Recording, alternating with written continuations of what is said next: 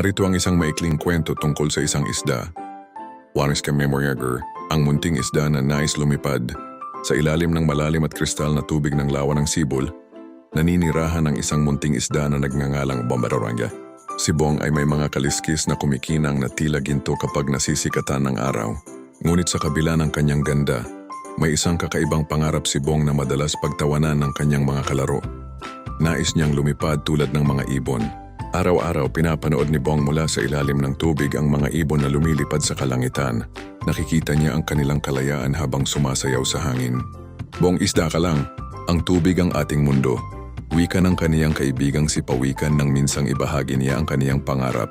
Hindi nagpatinag si Bong. Araw-araw siyang nagsanay lumangoy ng mabilis pa itaas. Ginamit niya ang kaniyang malalakas na palikpik upang tumalon ng mataas mula sa tubig. Sa simula, ilang pulgada lamang ang kaniyang naabot bago siya bumagsak pabalik. Ngunit hindi siya sumuko.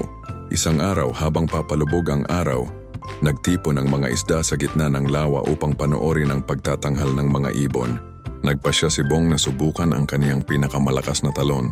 Lumangoy siya mula sa pinakailalim ng lawa. Pinabilis ang kaniyang pag-ikot at sumirit pa itaas ng buong lakas. Sa isang iglap lumabas si Bong sa tubig. Sa tulong ng hangin at ng kaniyang mabilis na pagkampay, lumipad siya sa ere ng ilang segundo. Bagamat panandalian lamang nakita ng buong lawa ang gininto ang kaganapan, ang munting isda na lumipad, kahit sa maikling sandali lamang. Natahimik ang lahat ng mga hayop sa lawa.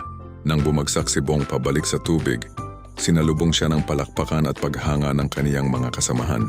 Ural ng kwento. Huwag matakot mangarap. Walang imposible kung pagsisikapan mo ang iyong mga mitiin, gaano man ito kalayo sa nakasanayan. Paniniwala sa sarili, huwag hayaang pigilan ka ng opinyon ng iba na abutin ang iyong potensyal.